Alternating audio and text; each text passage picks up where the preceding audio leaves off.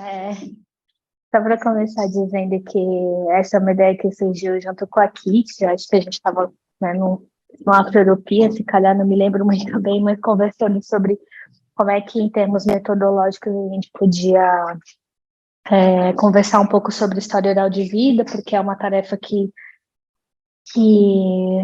é uma das atividades que está prevista dentro da tarefa de ativismos migrantes, né, do Migrant Media Act. Então, a ideia é conversar com pessoas da sociedade civil, ativistas ou pessoas envolvidas de alguma forma nesse meio ativista, que são pessoas racializadas, e pensar como é que a gente pode colher essas histórias, e pronto, histórias de vida para trabalhar no projeto. E aí no meu mestrado, eu tenho, para quem não sabe, né, eu fiz um mestrado em estudos africanos na Universidade de Letras, na Faculdade de Letras da Universidade do Porto, e o meu mestrado foi exatamente sobre história oral de vida, ou narrativas orais, de duas mulheres negras brasileiras, que no caso são minhas duas tias maternas. Então, eu coletei a história delas, né? Fui até o Brasil, fiz uma entrevista com elas para coletar essa história de vida, e depois eu relacionei esses relatos, essas narrativas, dentro de um processo todo com as temáticas da identidade, da memória e da resistência. Então, acho que é legal começar falando. Deixa eu só colocar vocês aqui para baixo, que agora eu aqui não me vejo. Então, só começar falando um pouquinho sobre essa coisa de como surgiu a história oral. É relativamente recente, por isso tem um caráter aí de inovação. Ela surgiu depois da Segunda Guerra Mundial, para tentar coletar relatos de pessoas que voltavam da guerra ou que tiveram algum trauma pós-guerra, etc., lá na Universidade de Columbia, nos Estados Unidos, e aí depois foi se espalhando. No Brasil chegou um pouco mais tarde, já para depois, já no começo da década de 90, assim como em Portugal. Eu tenho pouco informação sobre história oral em Portugal, mas a que eu tenho eu reuni num documento que depois eu vou partilhar com vocês. Mas no Brasil também chegou na década de 90, porque a gente existiram muitas ditaduras militares na América Latina como um todo, né? E aí o caráter político da história oral não era permitido dentro da academia, por isso que demorou um pouquinho para a história oral chegar nos países latino-americanos como um todo. Essa ideia de ouvir vozes que são subalternizadas, de pessoas que, em geral, não são incluídas nos meios acadêmicos, etc. A história oral, em geral, tem três vertentes mais conhecidas. Uma que é a história oral temática, onde há um tema central que é trabalhado, por exemplo, o tema das migrações. Poderia ter um projeto de história oral sobre imigrantes brasileiros no Porto. E aí a temática central é essa coisa das migrações, e ouve-se pessoas, imigrantes, etc., que vão falar sobre essa temática em si. A história oral de vida é mais focada no indivíduo, né? Então, na vida do indivíduo. E a pessoa conta a sua vida, sua história de vida. E pode ser que tenham perguntas ou não, aí a metodologia varia, mas em geral há um questionário semi-estruturado ou só uma base para que tipo de assunto você gostaria que aquela pessoa tocasse durante a sua entrevista, mas o foco é mesmo o indivíduo e a vida daquele indivíduo. E a outra é uma história oral temática, história oral de vida, e a história oral, o testemunho oral, que é mais focado em trauma, em pessoas que passam, por exemplo, pessoas que vivenciaram o Holocausto, Segunda Guerra ou guerras civis, etc. E tem ainda a tradição oral, que é mais etnográfica, tem uma vertente mais etnográfica. E aí, por que eu escolhi a história oral como metodologia para o meu mestrado, né? Porque tem esse caráter político, social, de ouvir vozes que são marginalizadas, porque é um meio que é bastante democrático e aberto, né? Então há uma linha de raciocínio no Brasil que diz, inclusive, que a história oral não precisa ser feita só dentro da academia, né? Então tem associações, comunidades, agremiações, outras instituições que não são necessariamente acadêmicas, que também podem fazer história oral. Então, essa ideia de quebrar barreiras entre academia e sujeitos de estudo, essa ideia de ser uma metodologia mais aberta e mais democrática. Então, como é que eu fiz na minha pesquisa? Primeiro, eu fiz um projeto de história oral, né? Então, para entender o que eu ia buscar nessas entrevistas, o que eu estava tentando pesquisar, responder, quais eram os meus anseios, né? Então, tem essa questão de traçar os objetivos, falar um pouco das noções teóricas que envolvem as temáticas que eu me interessava nessas narrativas. Então, para mim, eu fiz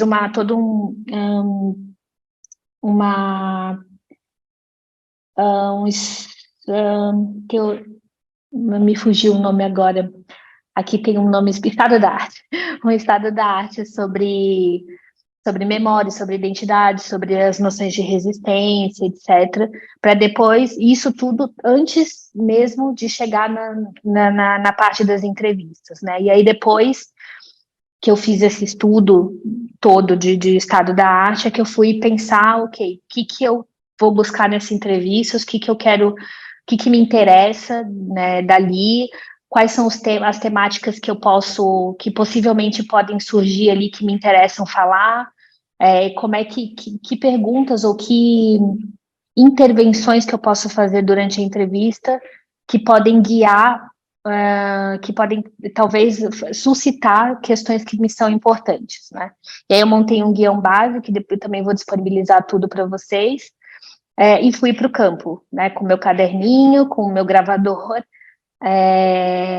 e fiz mais ou menos 7, 8 horas de entrevista entre as duas pessoas. Essas entrevistas foram divididas em 2 momentos. Então, no primeiro momento, foi uma coisa bem livre, assim. Eu sentei com as minhas tias, são um contexto, né? Minhas tias são pessoas idosas, já beirando os 70 anos de idade, e elas obviamente não têm noção nenhuma do que era o que eu estava fazendo. Eu só conversei que, olha, eu estou fazendo um projeto para minha faculdade, e eu quero ouvir a história de vida de vocês. Queria que vocês me contassem como é que foi a infância, como é que foi a adolescência, como é que era quando vocês eram adultas, jovens adultas, etc. E o papo começou meio assim. Então, começou supostamente linear, né, nessa coisa da infância. Me conta um pouquinho como era na infância. E depois a coisa foi ficando cíclica e foi dando voltas, e elas iam para a vida adulta, voltavam para a infância. E eu tentava intervir o mínimo possível. Eu tinha mais ou menos 18 questões num seminário, 18 questões, não, 18 tópicos num seminário, em que no meu caderninho de campo eu ia mais ou menos ticando o que elas já tinham falado e anotando mais ou menos quando que aquilo aparecia nas gravações, né? Então, sei lá, mais ou menos em 30 minutos, a tia X falou sobre uma coisa que tem a ver com identidade. No minuto 45, ela fala uma coisa que pode ter a ver com resistência, para depois eu ir linkando. E fui também anotando coisas que para mim eram importantes, e são importantes em geral na história oral, que são as coisas que a gente não consegue pegar em áudio. Então, expressões, tom de voz, se ela estava mais agitada ou menos agitada, esse tipo de anotações que eu fui fazendo para linkar o conteúdo das narrativas com a expressão corporal, o que estava acontecendo no ambiente, etc. E depois que eu fiz essa coleta, eu lembro que eu tive alguns problemas técnicos também. Isso é uma coisa importante, que a gente nunca sabe o que vai acontecer no campo, né? Mas lembro que no dia choveu muito, muito, muito, e os áudios tem um barulho de chuva, de raio, depois para transcrever isso foi um trabalho absurdo, assim. E eu fiquei, meu Deus, agora, assim, pelo menos 2, 3 minutos eu não consegui entender o que estava ali. Aí, por sorte, no caderno de campo eu tinha anotado, choveu, tá chovendo muito e a tia tá falando sobre tal coisa. Mas essas coisas técnicas que só acontecem no trabalho de campo, ou na hora que a gente está em campo, que não dá para prever. Então, essa coisa de deixar o gravador o mais perto possível. Se fosse hoje, eu teria usado talvez um microfone de lapela, E tentar prever essas coisas que podem acontecer na hora da entrevista e que podem dificultar ou facilitar o trabalho pós, né, da transcrição, etc. Então, eu voltei do Brasil com mais ou menos 8 horas de áudio. Essas 8 horas de áudio se transformaram em 140, 150 páginas de transcrição bruta, né? Dessa transcrição bruta, eu passei por existe uma etapa do método que eu escolhi, né, que é baseado nos estudos do núcleo de história oral da Universidade de São Paulo. Eles, pronto, tem uma parte do processo que é a transcriação, então desse texto transcrito bruto, eu criei um texto original meu, intervindo, tirando, limpando coisas, colocando, tentando transmitir o que não necessariamente foi dito, mas o que era importante ser ressaltado ali. Então tinha um trabalho meu ali quase literário de transcriar essas entrevistas. Esse texto ele foi aprovado pelas tias, né? Então depois eu voltei esse texto para ela e falei, olha, desse tempo todo que a gente conversou, essa aqui é a história de vida que eu tirei que eu consegui chegar, né? E elas gostaram, pronto, se sentiram bem e fizeram comentários até, e pronto, e isso foi incluído no texto, porque a história de vida também, a ideia é ter esse caráter colaborativo, né, de não ser só a pessoa que tá entrevistando, que toma conta de tudo. É óbvio que sempre tem uma relação de poder ali, a gente não consegue tirar isso de todo, mas teve ali um caráter colaborativo delas também participarem da contação de histórias, que para mim era importante, porque história oral? São pessoas que também não são alfabetizadas, elas não sabem escrever e ler. Então, para mim foi muito importante depois eu ler esse texto para elas e elas me disserem, olha, realmente acho que faz sentido isso ou não faz sentido isso. E o texto final que foi para a dissertação era a entrevista transcriada com a colaboração das duas, né, das duas tias. E aí depois eu parti para análise e interpretação das narrativas usando os eixos que eu escolhi para a escrita da dissertação, né? Que é isso da identidade, da memória e da resistência. Eu coloquei aqui 3 capinhas de livros, que são os livros que eu usei mais, assim. Eu até trouxe por acaso um deles que é. Vocês estão me vendo? Não, vocês estão vendo a minha tela, né? Tá, Parece aqui. desfocado e ao contrário, Ah, mas não sim, tem calma problema. aí também. Aqui, ó. Esse é um dos livros que eu usei, que eu fiz muitas e muitas e muitas marcações, e que foi a minha bíblia de história oral, que é um manual escrito pelo professor José Carlos Sebe Bonmerri e pela Fabiola Holanda, que são 2 nomes assim de peso, por assim dizer, da história oral no Brasil, e que para mim foi muito importante voltar aqui e pronto, entender o que eu podia fazer melhor ou não. Mas eu acho que esse é um bom começo sempre, assim, começar com um guia, um manual que vai te dar, pronto, mais sustância, né, no trabalho que você vai fazer, especialmente eu que estava trabalhando com pessoas da minha família e que eu tinha toda a questão da subjetividade, a questão da minha própria empolgação, não é, com o que elas estavam contando, coisas que eu nunca tinha ouvido falar, então, meu Deus, que incrível que eu estou registrando isso. Então, esse envolvimento todo foi bem importante para mim, como pesquisador e indivíduo, mas também membro da família, mas também sobrinha, mas também, assim, o meu papel nessa pesquisa foi interessante para fazer a manutenção de como é que eu me envolvia, né, na pesquisa. O que mais que eu tenho para mostrar para vocês?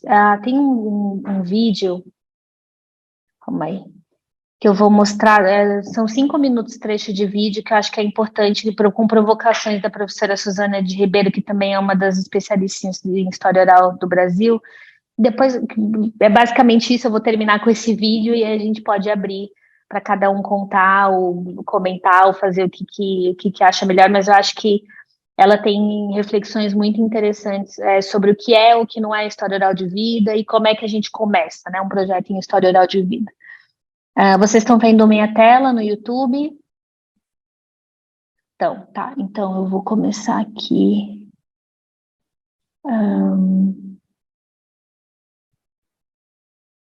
Aí eu acho que agora você vai Para mim tá precisar. aparecendo a apresentação, não vai aparecer o YouTube. Pois, é isso. Não Ok. está a aparecer o YouTube, não. Bom, então só um minutinho. Eu vou partilhar novamente, vou partilhar uma outra tela, que é essa tela aqui. Agora deve aparecer. Bom, eu vou dar play. Vocês conseguem ouvir? Não tá sem áudio para mim. Tá, calma aí. Ainda não estou a ouvir. Calma aí. Deixa eu partilhar com som, não partilha. Não consigo. É o link? Vamos ver se por acaso tem aqui alguma coisa de partilhar com som. Não compartilhar a tela. Veja embaixo, compartilhar som também. Sim, tá aqui. Vou tirar o microfone.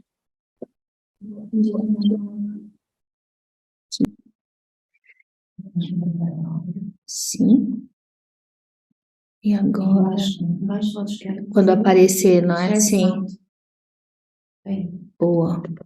Ok. Acho que não tem.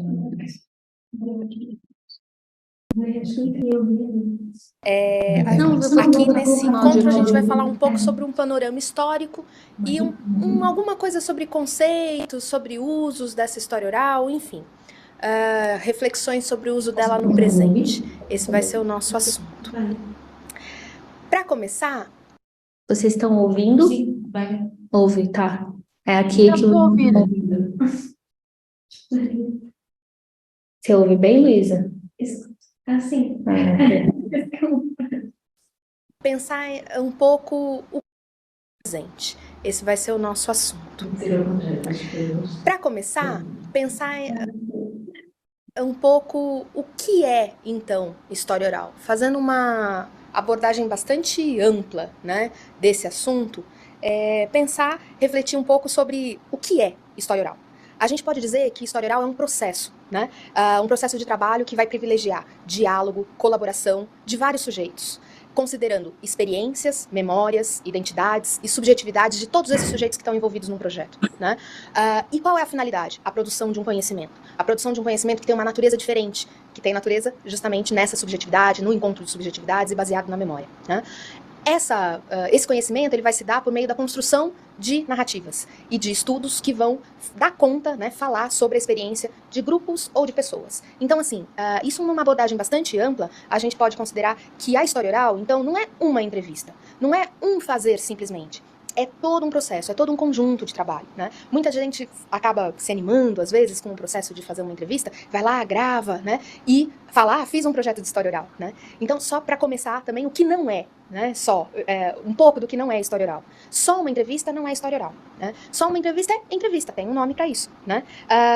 Uma coleta, digamos, aleatória de depoimentos, de gravações, enfim, pode ter um valor precioso, mas também não é história oral. Né? A gente tem que pensar que a história oral ela é mais do que só o registro ou só um registro, né? Também não é história oral a ideia de preencher lacuna. Então eu estou na minha escola e preciso arranjar alguma coisa para descobrir o que aconteceu naquele momento específico que eu não tenho documento nenhum sobre ele. Mas eu sei que tem um professor velhinho, às vezes, que sabe. Então eu vou lá e entrevisto esse velhinho. Só para preencher essa lacuna, né? Só para saber o que aconteceu naquele momento. Isso também não precisa ser um trabalho de história oral, né? Se é só uma informaçãozinha, se é uma coisa restrita, dá conta com uma entrevista, né? Também não é remédio para todo o esquecimento da nossa sociedade atual, né? A gente às vezes brinca, né, que a gente tem um problema social, que é uma amnésia social. A gente está esquecendo o tempo inteiro de coisas, né? Nossa sociedade atual, com a rapidez e tal, está esquecendo das coisas. E a história oral sozinha não resolve também isso, né? São ações conjuntas que podem ajudar na solução. Ela contribui, mas ela não resolve. E tem o problema que sempre as pessoas acabam fazendo com a história oral, que é a confiabilidade, né? Então, às vezes, as pessoas vão suspeitadas, mas será que ele está lembrando direito disso? Não, então eu vou contrapor aqui, vou ver no outro documento, enfim. Quando a gente começa um trabalho de história oral, precisa-se ter a clareza de que se vai fazer um trabalho que vai acreditar no que o outro vai falar. Isso não quer dizer que no resultado final do trabalho seja isso que vai aparecer, não é isso só. mas depois a gente compõe, isso é no trabalho da gente. No momento da entrevista, a gente confia no que o entrevistado está falando, né? Então não é um trabalho, às vezes, de cutucar o entrevistado ou se contrapor a ele, lutar com ele. Essa não é o objetivo também desse trabalho, né? Eu às vezes brinco que a gente não está procurando furo, né? O furo é o jornalista que está procurando. No trabalho de história oral, a gente está procurando um conhecimento, né? Um saber que só tem naquela natureza daquele indivíduo que viveu, que experienciou aquele conhecimento, né? Aqui um outro trecho.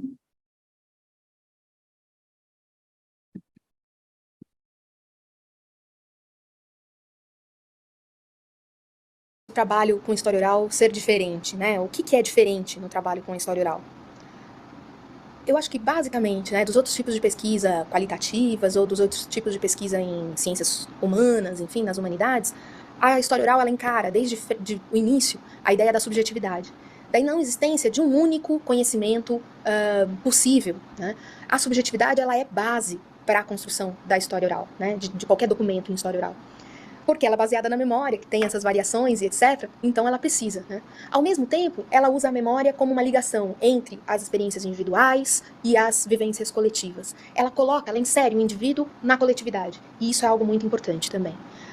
Por outro lado, ela valoriza as experiências dos sujeitos com os quais ela está em contato. Então, a valorização dessas experiências, né, dessas comunidades, enfim, é algo muito importante para destacar o protagonismo, né, para enfatizar o poder desses alunos dentro das suas comunidades, dos seus cursos, das suas escolas, né?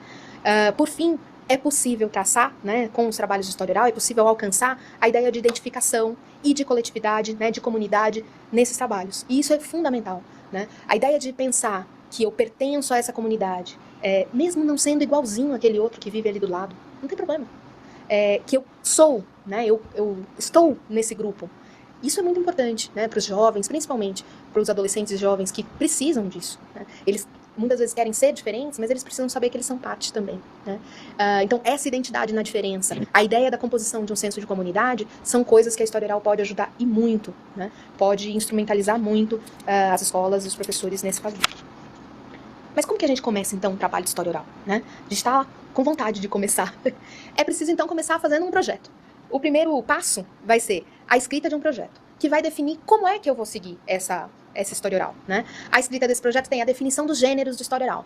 Se é temática, se é história oral, se é tradição oral, se é história testemunhal, né? Ou seja, são 4 tipos que eu posso escolher. Do mais simples ao mais complexo, né? A elaboração do projeto, então, como que a gente começa, né? O projeto, a existência de um projeto é fundamental. É preciso escrever esse projeto. Nem que seja bem curtinho, com poucos parágrafos, mas é preciso fazer. Porque ele vai ser um guia, um norteador, uma bússola pra gente ao longo do trabalho. Não é camisa de força, mas é um guia, né? O projeto é esse planejamento articulado de investigação, que inclui uma série de entrevistas e obedece, né, essas entrevistas vão obedecer um tratamento específico de coleta, de trabalho com texto e a de relação entre as entrevistas. Ou seja, eu vou definir no projeto como que eu vou fazer a coleta. Eu vou marcar na escola, vou na casa das pessoas, enfim. Quem eu vou entrevistar, né? Como vai se relacionar essas entrevistas? Quais as perguntas eu vou fazer para todos os entrevistados, para que as entrevistas tenham diálogo, né? Para eu possa cruzar essa documentação e depois analisar isso com mais critério, com mais possibilidade de interpretação dessa documentação. Enfim, elaborado o projeto. É preciso nesse projeto dizer qual o gênero, né? Então, a primeira coisa é história oral temática. É a mais comum de todas. Eu tenho um tema, eu tenho um assunto que eu quero tratar, e daí eu vou, na escolha dos meus entrevistados, falar, bom, esses entrevistados têm propriedade para falar sobre esse assunto. Então eu vou pesquisar esse assunto, né? Eu posso, enfim, daí responder as minhas questões, mas o assunto, o tema é mais importante que a vida e a experiência das pessoas. Essa aí podem se desenvolver trabalhos de pesquisa, né? Projetos de pesquisa, podem ser técnicas auxiliares de outras formas de pesquisa que estão sendo utilizadas, então você pode usar esse gênero como um complemento para um outro projeto que a escola já esteja desenvolvendo, e a produção de próprios acervos, né? De memória e etc. nessas escolas. O outro gênero é a história oral de vida, né? Os projetos de pesquisa de história oral de vida podem ser feitos como projetos de pesquisa, formas de diagnóstico de problemas, né? Então vou na comunidade, ouço a história de vida dessas pessoas para saber o que realmente está faltando ou o que realmente precisa ser colocado como possibilidade ali, ou formas de produção de conhecimento em tecnologia social, né? Muitas comunidades, muitas cooperativas, associações estão usando isso para ver como os seus associados, seus cooperativados estão organizados, né? Quais as ansiedades deles em relação ao trabalho na cooperativa e na associação. Então, assim, a história de vida é um gênero menos usado um pouco do que a temática, e ela vai dar centralidade à vida e não ao tema. Evidente que, normalmente, por exemplo, na educação, a gente vai ter a história da escola, né? Então, se eu escolho história da escola, tal, eu estou escolhendo um tema, é escola, tal. Se eu escolho história de vida dos funcionários, professores, ex-alunos, enfim, da escola, tal, eu já vou saber que vai vir muito mais informação do que a escola só. Né? E a escola pode ser vista, mais do que como cenário, como um lugar de memória que propiciou uma experiência e propiciou uma identidade para esses vários sujeitos que por lá passaram ou continuam passando. Então, assim, quando eu tenho o tema, eu tenho a escola, por exemplo. Quando eu tenho a história de vida, eu tenho os sujeitos na escola, pode ser, né? Ou na comunidade, ou no bairro, enfim, como for. Bom,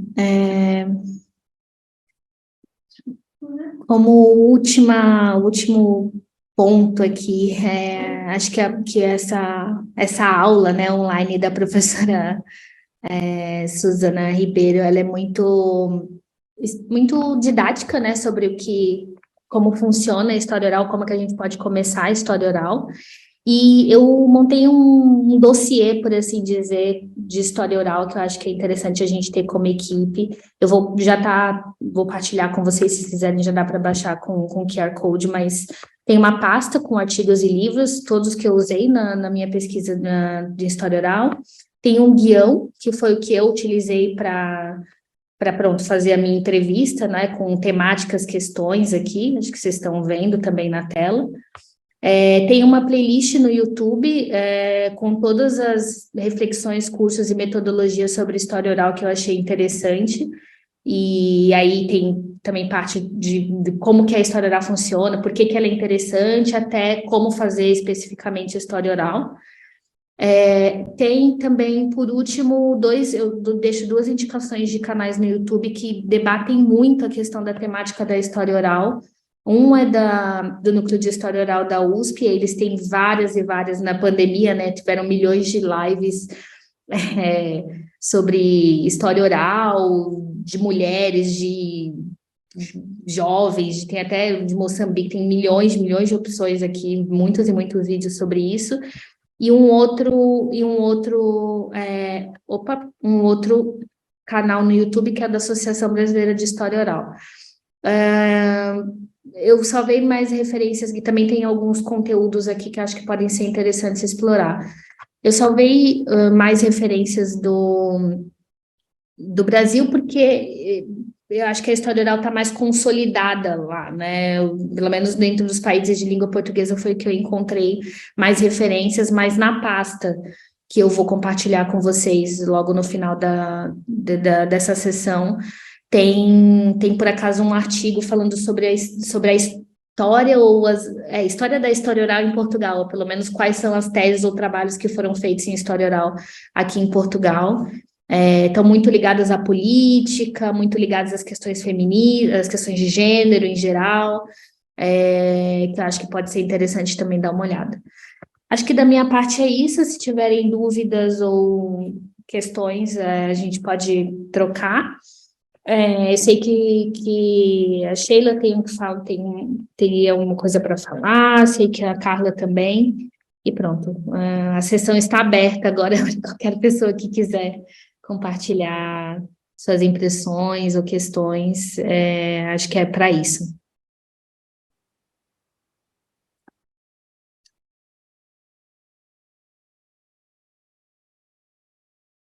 Bem, se me permitem, não sei se alguém quer avançar primeiro, mas eu, como infelizmente tenho de sair mais cedo do que contava aqui do nosso encontro, primeiro gostava de agradecer muito à Jéssica, porque foi realmente muito inspirador. E eu gostei imenso e aprendi aqui também muito e fiquei com imensa vontade, ainda bem que já tens esse material que vais poder disponibilizar, porque fiquei mesmo com muita vontade de ler mais e também ver este vídeo na íntegra, porque acho que nos pode aqui ajudar muito.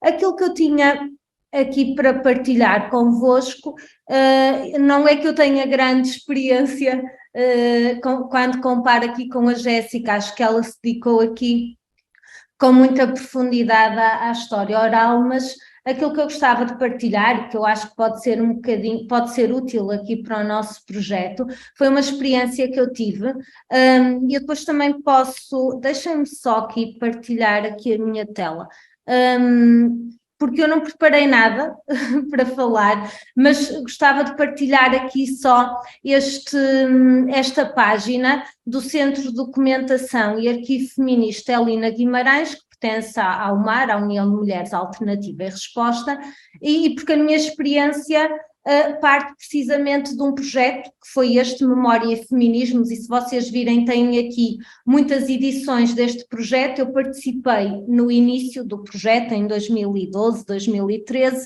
e este projeto na altura foi ele que me fez conhecer esta metodologia de histórias de vida, e eu na altura até fiz um workshop, que eu tenho aqui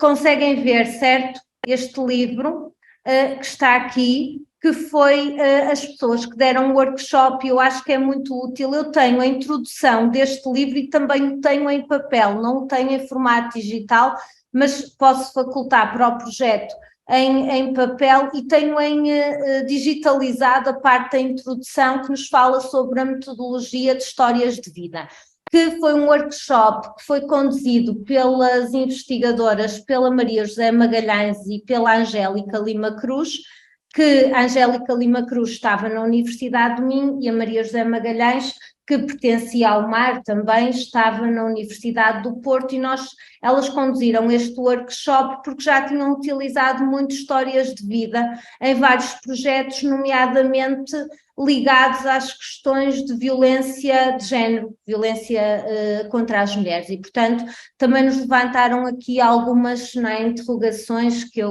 para mim foram realmente muito úteis. E eu hoje, porque já não, no fundo, foi esta experiência muito localizada naquele momento, depois fui acompanhando os outros projetos do Memórias e Feminismos, mas o meu contributo particular com outras duas colegas foi fazer histórias de vida com mulheres no Minho. A ideia era, o Memórias e Feminismos queria precisamente trazer aqui as vozes das histórias de mulheres em diferentes regiões do país e tirá-las desse silenciamento. E nós trabalhamos precisamente a questão das mulheres no Minho, e na altura que o projeto foi delineado, e agora achei muito interessante ao ver o vídeo, porque nós também partimos desta ideia, não é, do projeto e de como é que isto se ia desenrolar e de que mulheres é que nós íamos escolher e qual era a sua importância no fundo. Nós tínhamos aqui dois objetivos, um deles, o projeto está lá, como eu vos dizia, no arquivo, neste centro de documentação e no arquivo, mas também na altura ele também está nos arquivos da Fundação Mário Soares, e a ideia era que funcionasse também como essa espécie de arquivo e nós contribuirmos nesse sentido de trazer, visibilizar as histórias destas mulheres de várias áreas, nas tais diferentes regiões.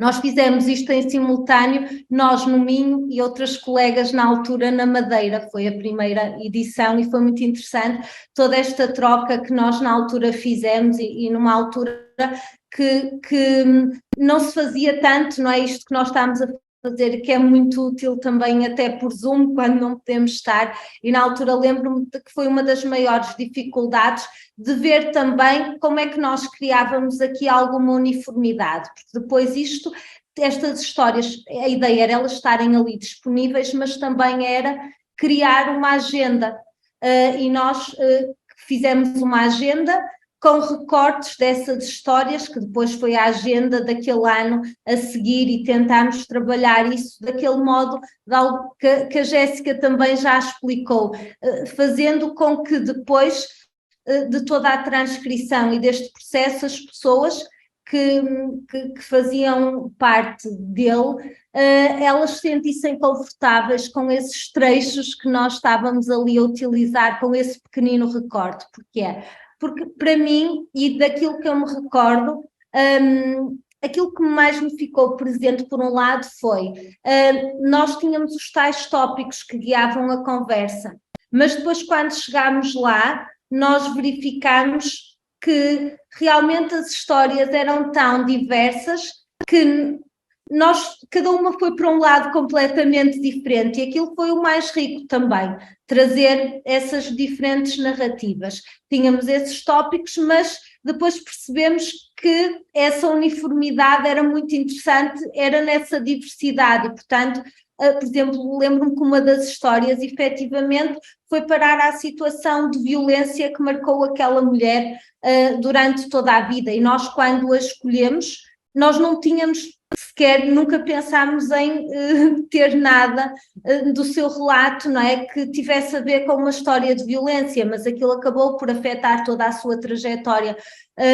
profissional, o contributo que ela dava em termos também cívicos, porque a nossa ideia nesse recorte foi ter essa diversidade, e, por exemplo, uma das pessoas com as quais nós conversamos na altura foi precisamente, por exemplo, a historiadora que a Rosa conhece muito bem, a Fina da Armada, e foi uma das últimas, no fundo, entrevistas que ela deu, e nós estivemos com ela, não foi um dia, nós estivemos com ela mais do que um dia, porque fomos à casa dela, porque gravámos todas no sítio que as pessoas se sentiam à vontade, e acompanhámos, e se elas nos dissessem que queriam nos mostrar alguma coisa, quer alguns que tinham, quer algum aspecto, nós acompanhámos todo esse processo, e, por exemplo, nesse caso nós fomos de manhã, por exemplo, lembro-me disso me marcar e de pensar naquele aspecto que eu acho que a Jéssica também trouxe, que foi um dos primeiros, se calhar, um dos momentos onde eu de uma forma mais explícita pensei na questão da reflexividade na investigação. E foi nós chegarmos lá, estarmos com ela, e depois ela dizer se nós íamos comprar o almoço, e nós almoçarmos com ela e acompanharmos também todo aquele dia, e ela dizer, mas falta-me uma parte, eu contei-vos aqui muito pouco, e nós dissemos, e podemos voltar? E ela disse que sim, e para mim isto foi completamente diferente de tudo o que eu tinha feito até então, porque só tinha feito entrevistas, lá está, entrevistas semi-estruturadas, outra abordagem epistemológica e metodológica que nós não temos aqui presente, e realmente eu acho que o ponto aqui central, hoje eu apontei aqui aquilo que mais me marcou na altura, e que este vídeo traz aqui, é que em cada uma destas histórias aquilo que é valorizado é essa centralidade que se dá à vida, e foi aquilo que nós retiramos muito dali, foi acima de tudo, nós queríamos fazer essa recuperação da memória histórica de mulheres que deram contributos da sua prática cívica, do seu trabalho profissional em esferas muito diferentes, mas, acima de tudo, nós temos ali estas mulheres a aparecerem, e esta grande diversidade de trajetórias. Depois, por exemplo, isto também para mim foi outro aspecto que também foi muito rico, foi este do processo. Eu acho que de algum modo a Jéssica, há bocado, quando estava a falar da experiência dela, das histórias orais, que nós também, isto demorou muitos meses nesta troca, entre as transcrições, entre o devolver, entre, não é, chegarmos ali ao final, porque realmente é um posicionamento de investigação, de co-colaboração, e que temos aqui, que também para mim foi muito diferente de tudo até ao momento.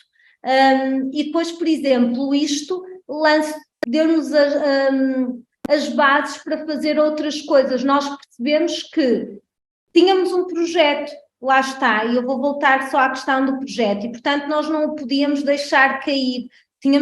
E pegámos nele em diferentes momentos depois dessa transcrição. Por exemplo, nós encontramos em várias destas histórias, e nós não tínhamos pensado nisto à partida concretamente, mas, por exemplo, várias destas mulheres tinham, por exemplo, participado na crise académica em Portugal, em diferentes universidades. E, por exemplo, isto depois deu origem a uma discussão sobre a participação das mulheres de diferentes regiões do país na crise académica, e, por exemplo, deu origem a um livro.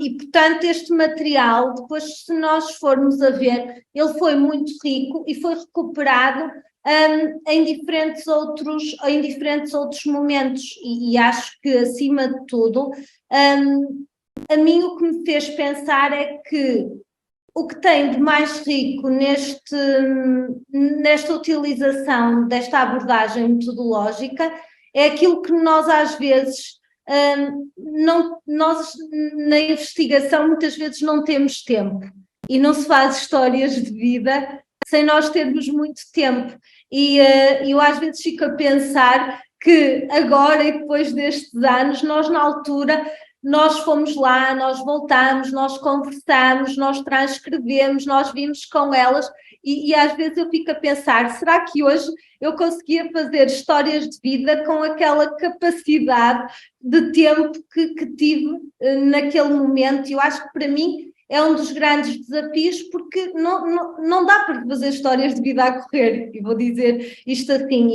mas ao mesmo tempo é uma abordagem que eu acho que é mesmo das mais ricas e que depois nos permite trabalhar isto aqui em diferentes domínios. E, portanto, esta era um bocadinho a experiência só que eu tinha e esta partilha, e peço-vos desculpa por não ter assim nada, não ter nenhuma apresentação, nem ter nada preparado assim de uma forma muito sistemática, mas era um bocadinho esta experiência que eu vivi, este relato, e depois aqueles materiais eu também posso disponibilizar, mesmo a agenda. Acho que foi interessante, não vos disse, mas nós na altura decidimos quer tirar fotografias para ficar com esse registro também e depois utilizar, quer gravamos em vídeo. E, por exemplo, algumas delas estão lá em vídeo e permitem-nos depois fazer, e se calhar aqui também podia ser muito interessante, não é?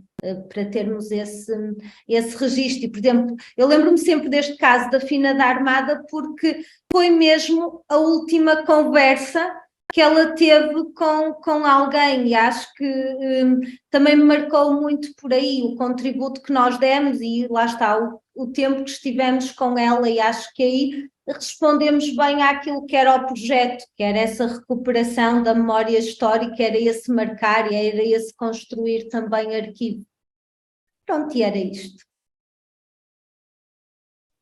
Obrigada, Carla. Acho que sim, que temos aí boas coisas para refletir, mas é pensar que existem similaridades, né, na forma como você fez e como eu fiz, e acho que é interessante isso. Sheila, tu tinha coisa para compartilhar também sobre a tua experiência? Olá, boa tarde a todos. Sim, eu achei que seria um pouco, seria mais genuíno da minha parte entrelaçar de certa forma não a história oral, que não foi o que eu fiz propriamente, mas sim histórias de vida. O que é um pouco diferente, e também porque eu utilizei, como eles chamam em inglês, narrative analysis, análise narrativa. E eu acho, há pouco a Carla tocou num ponto que eu acho essencial numa investigação, que é, e que muitas vezes falha nos nossos trabalhos, porque realmente não há tempo, ou então nós também temos algum pudor em estarmos a desmanchar-nos, não é? Desnudar-nos num trabalho, mas é a questão da reflexividade. Quem somos nós quando estamos no meio de uma investigação, e como é que essa investigação interfere connosco, e como é que, no fundo, esse objeto de estudo também faz parte de nós, não é? E eu acho que isso foi essencial para mim, mas também foi essencial para perceber um certo cuidado e uma fronteira entre aquilo que a Jéssica disse, a subjetividade, e, por outro lado, a objetividade. Porque eu lembro-me de no meu doutoramento, eu tive a oportunidade, a partir do segundo ano, fazer muitas conferências a conselho dos meus orientadores, depois de fazer a parte da revisão da literatura e da metodologia, e de fazer o trabalho de campo. Eles perceberam que era importante também para mim começar a apresentar dados. E lembro que uma das pessoas que me deu um dos melhores conselhos, que acho que a Rosa deve conhecer, e assim como talvez aqui e outras pessoas, que foi José Luís Cabasso, e que veio ter comigo e disse, olha, vou-te dizer uma coisa, gostei muito do teu trabalho, mas não caias na tentação de defender os teus indivíduos, senão tu não vais ter tese, tu vais ser o advogado de defesa, tu tens de fazer o trabalho de advogado do diabo, essa vai ser a parte mais dolorosa do teu trabalho. E sem dúvida a experiência dele, e nós sabemos que a experiência é algo que nos ajuda, foi essencial, porque quando eu estava a analisar os trabalhos, e eu vou voltar para trás, para também responder ao desafio deste nosso encontro, foi muito complicado, porque quando eu fui fazer as entrevistas, em primeiro lugar, eu decidi fazer o trabalho que fiz sobre os assimilados, os moçambicanos assimilados em Moçambique, primeiro porque foi um desafio do meu orientador, que disse, quero que faças algo que seja original, que tu sintas que não tenha sido feito, mas que ao mesmo tempo passe por ti. E este foi um trabalho que realmente passou por mim, porque toda a minha família e toda uma série de elos à volta da minha pessoa e da minha família estão muito relacionados com toda esta experiência. E, portanto, quando comecei a fazer o guião de entrevista, foi não só virado e vocacionado para histórias de vida, mas também para, e isso foi muito importante, perceber que a narrativa das pessoas no presente tem que ser muito escudada e muito bem acompanhada por contextos históricos, portanto foi um trabalho que eu também tive de fazer para poder contextualizar aquilo que me estavam a dizer, para perceber de que forma, quando as pessoas estão a narrar as suas vidas, não estarão a qualquer momento a enfabular e a mitificar e a romantizar. O que é que isto significa? Significa, por vezes, não dizem tudo, pensando que a pessoa que está à frente delas, porque faz parte todo este manancial ou património comum, subentende aquilo que elas estão a dizer. E, portanto, o meu guião de entrevista foi também um guião de entrevista metodologicamente muito vigiado e muito vocacionado para não permitir que eu me deixasse cair em falácias ou romantismos que a história, que a memória e a narrativa destas pessoas me pudessem empurrar. E no final eu poderia ficar muito mal nutrida em termos de matéria e de corpo e de alma destas pessoas, porque eu percebi em muitos momentos, e isto é outra questão importante, que como eu estava a trabalhar a história de vida delas em função de momentos narrativos, havia momentos que as empurravam e as condicionavam para o silêncio, nomeadamente aqueles momentos de fronteira, que foi o momento da independência, que gerou nelas a euforia, mas logo a seguir o momento da decepção e de um certo estranhamento e de um certo estranhamento relativamente a todas as medidas e decisões políticas que a Frelimo, que assumiu o governo de Moçambique independente, decidiu. E, portanto, imensas famílias não se sentiram identificadas, no fundo, com aquele novo modelo de Moçambique autónomo. E, portanto, todo aquele processo de decisão de saída de Moçambique vinda para Portugal gerava, nesses momentos da entrevista, e que eu dividia em momentos narrativos, importa dizê-lo, por sua vez muito construídos à base de um trabalho muito de leituras de artigos, de livros de história, muitos artigos acima de tudo que me pudessem dar uma visão muito métrica, e peço desculpa pela expressão, mas é mesmo isto, em termos de datas. O que é que aconteceu neste momento que eu pudesse cotejar com aquilo que me estavam a dizer? Porque esse é o grande perigo às vezes, e e pode criar buracos negros, peço desculpa pela metáfora, mas pode criar buracos negros nos nossos trabalhos e nas nossas análises. E, portanto, eu também pude perceber a partir deste trabalho metodológico muito bem feito, porque também tive aqui um apoio enormíssimo dos meus orientadores, que desconstruir silêncios, desconstruir olhares que olhavam para mim e que diziam, pois, você entende o que eu estou a dizer, e eu ficava a olhar com um olhar complacente, como dissesse, eu entendo, mas tenho de falar, porque a entrevista não é feita de silêncios, é também trazer palavras que possam não dizer tudo, mas compensar, e de certa maneira, até foi uma coisa interessante, que agora estou outra vez a voltar a isso, é que o nosso trabalho é também um trabalho de ajudar as pessoas a compensar determinados silêncios e determinadas mágoas que sem o nosso trabalho se calhar ficariam sedimentadas e petrificadas na memória dessas pessoas. Eram como aquelas cicatrizes que a gente sabe que não estão lá, mas dá comichão. E então foi como se o poderem falar sobre isto e ter alguém que os pudesse conduzir tranquilamente e com respeito e a pessoa sentir que nós tínhamos que eu tinha neste caso uma noção muito cuidadosa do que é que eles estavam a falar e a que momento é que eles estavam a referir, foi muito importante, porque em muitas entrevistas as pessoas de repente soltaram-se, decidiram sem me dizer nada abrir o baú e elas próprias espreitar lá para dentro e ficarem espantadas e surpreendidas com a riqueza que esse baú trazia.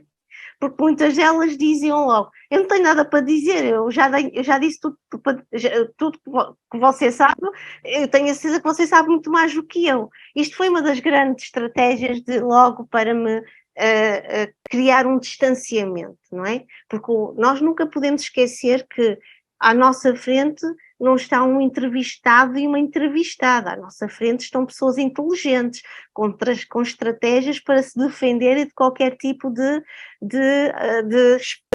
espeto que possa ser infiltrada na sua alma.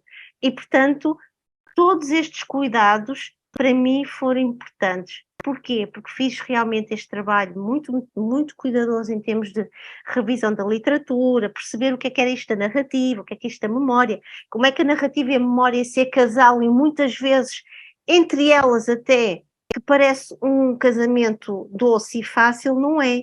Porque quando a narrativa nos quer levar para algo consensual e sólido, a memória nem sempre permite, porque a memória sente-se, de certa maneira, invadida, sabotada, quase que é como se alguém dissesse, eu não te convidei para a minha festa, o que é que tu estás aqui a fazer? E isso eu percebi isso muitas vezes nas minhas entrevistas.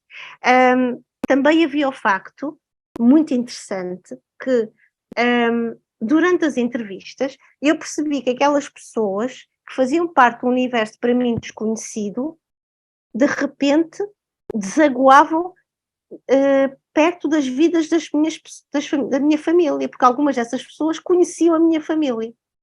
E, portanto, esses elos de familiaridade em termos de experiência, quer do colonial, quer depois da vinda para Portugal, também obrigou-me a criar um certo distanciamento e uma grande objetividade, quer minha, porque eu também vivi esse tempo, mais no tempo atual, para não permitir que as pessoas caíssem num certo, por um lado, como eu disse há pouco, silêncio, mas por outro lado, um certo tom paliativo. O que é que eu quero dizer com isto?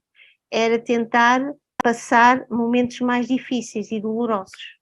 E, portanto, as pessoas contornavam isso com outros argumentos, que era, eu já não me lembro muito bem esta fase, sabe? Era um momento de integração, os meus filhos estavam a crescer, era preciso eles irem para a escola, eu pensar nisto e naquilo, e portanto as pessoas tinham estes subterfúgios que eram válidos e legítimos para não irem ao encontro daquilo que lhe era pedido. Eu não vou falar muito mais, mas para dizer o seguinte, uma das questões que eu tenho na minha tese de doutoramento e ao qual eu me dediquei e que foi uma espécie também de uma desconstrução da minha pessoa como investigadora e como pessoa que estava a tratar do seu objeto de estudo, pertencendo também a ele, foi exatamente a questão da reflexividade. Até que ponto isso me atingiu e me preparou ou me despreparou para determinados momentos. E isso foi muito importante para mim, porque deu-me uma visão muito clara de que é verdade, devemos ir para a investigação com alma e paixão, mas devemos também vestir o papel do advogado do diabo, que é procurar o contraditório, procurar o que não está dito e aquilo que nós sabemos que se for dito também vai ser relevante para quem está, para quem está a dialogar connosco. Finalmente, uma coisa muito interessante com as entrevistas que eu também vou fazendo é as pessoas no final, e quando as entrevistas são narrativamente bem construídas, elas sentem que contribuíram para uma espécie de uma história não oficial do seu país, quer de origem, quer de acolhimento. Isso foi muito interessante. Foi no sentido de elas dizerem, afinal eu tinha algo para dizer, e aquilo que é dito e que foi escrito e construído oficialmente não chega quando comparado com aquilo que eu tenho para dizer. Obrigada.